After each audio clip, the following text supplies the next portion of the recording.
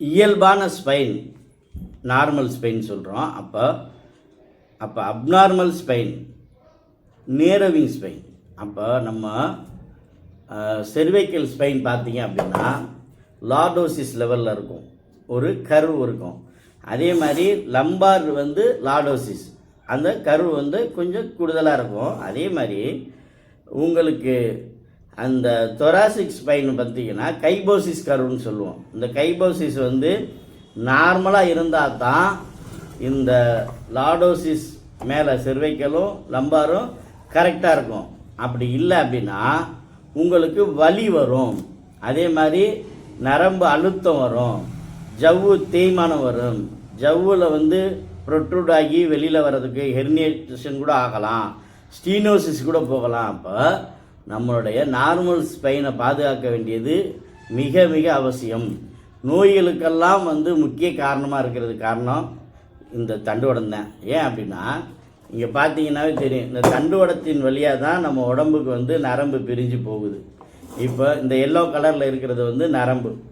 இப்போ இது மாதிரி இந்த நரம்பு பார்த்தீங்கன்னா ஒவ்வொரு உறுப்புகளுக்கு போகும்போது இங்கே அழுத்தம் ஏற்பட்டால் அந்த நரம்பு போய் எந்த உறுப்புக்கு வேலையை கொடுக்குதோ அது பாதிக்கப்படும்.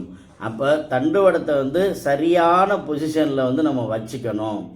நேரவிங் ஸ்பைன், அதாவது அப்நார்மல் ஸ்பைன், இது மாதிரி போயிட்டால் என்ன ஆகும் அப்படின்னா கழுத்து வலி, அதே மாதிரி நமக்கு தண்டுவடத்தில் முதுகில் வலி வரலாம், அதே மாதிரி கீழ் முதுகு வலின்னு சொல்லுவோம், லோ பேக் கேக், இது மாதிரி வரலாம். அப்போ இதெல்லாம் நம்ம வராமல் தடுக்கணும் அப்படின்னா ஆரம்பத்திலேயே நம்ம தண்டுவடத்தை பாதுகாத்து வைக்கணும், சரியான பயிற்சிகள் செய்யணும்.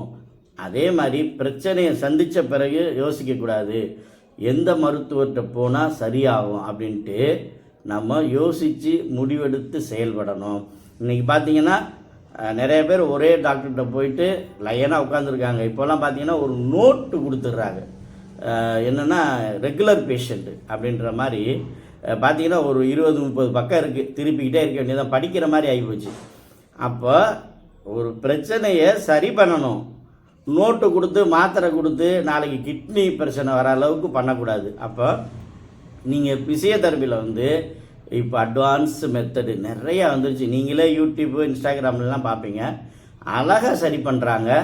அதே மாதிரி சில ஃபிசியோதெரபிஸ்ட், அதை எங்களை போன்றவர்கள் பார்த்தீங்க அப்படின்னா மேனுவல் தெரப்பி மெத்தடு, அதே மாதிரி try needling method, advance method.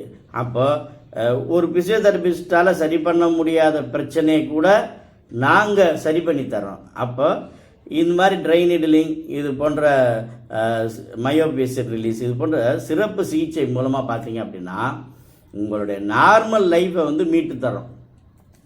இது மாதிரி பயனடையணும்னா எங்களை தொடர்பு கொள்ளுங்கள். உங்களுக்காக என்முறை மருத்துவர் doctor M Kamaraj, AK physiotherapy clinic, Ilayangudi.